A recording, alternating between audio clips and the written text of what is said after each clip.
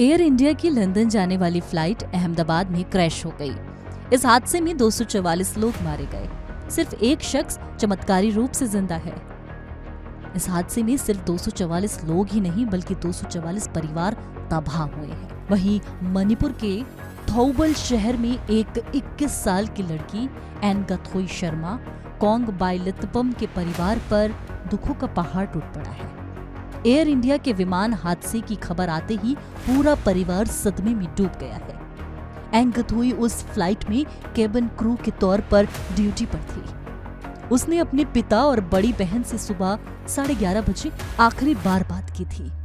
उसने कहा था कि वे आज लंदन की फ्लाइट पर जा रही है और कुछ दिनों तक कॉल नहीं कर पाएगी, लेकिन 15 जून को लौटकर संपर्क करेगी। एनगथोई के पिता नंदेश कुमार शर्मा कहते हैं, उसी कॉल में उसने हमसे आखिरी बार बात की थी। करीब 3 घंटे बाद उनकी बड़ी बेटी घबराते हुए दौड़ती आई और मोबाइल पर न्यूज़ दिखाई, जिसमें बताया गया था कि जिस फ्लाइट पर एनगथोई थी वो क्रैश हो गई है। पिता बताते हैं कि हमें पता था कि वो उसी विमान में थी, लेकिन एयर इंडिया या किसी भी अधिकारी की तरफ से हमें कोई जानकारी नहीं दी गई।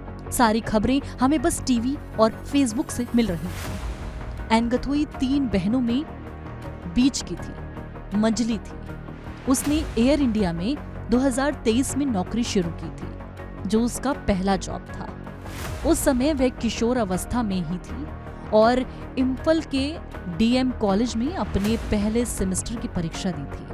उसके कुछ दोस्तों ने एयर होस्टेस की ट्रेनिंग ली थी और जब वे इंटरव्यू देने जा रहे थे तो एनगथोई भी साथ चली गई और वहीं उसका सिलेक्शन हो गया। उसके पिता ने कहा कि वो बहुत छोटी थी, लेकिन मुझे खुशी थी कि उसे एक अच्छी कंपनी में नौकरी मिली। सोचा था कि जब वो बड़ी होगी तो मणिपुर में स्थायी नौकरी ढूंढ लेगी। नौकरी के चलते वह मुंबई में रहने लगी थी, जहां एयर इंडिया के अन्य मणिपुरी लड़कियों के साथ एक फ्लैट शेयर कर रहती थी। उसके पिता बताते हैं कि वो आखिरी बार मार्च में घर आई थी, जब वे अस्पताल में इलाज करवा रहे थे। वे बिना बताए आई थी और गेट पर पहुंचकर चौंका दिया था, अपने पिता को सरप्राइज दिया था। पिता ने बताया कि उसने हमेशा हमें सरप्राइज दिए हैं। ड्यूटी मिलने पर अचानक आ जाती थी, बड़ी बहन के साथ प्लान करती और हमें गेट से पुकारती। उसने हम सबकी बहुत देखभाल की। बताते वक्त उसके पिता की आंखों में आंसू आ गए। ये कहानी सिर्फ एक बेटी की नहीं बल्कि एक पूरे परिवार की उम्मीद, मेहनत और असमय बिछड़ने के दर्द की कहानी है, जो कभी नहीं भूल पाएंगे। ये केबिन क्रू सिर्फ 21 साल की थी और जिस तरीके से इस परिवार पर दुखों का पहाड़ टूटा है, इसे भुलाया नहीं जा सकता।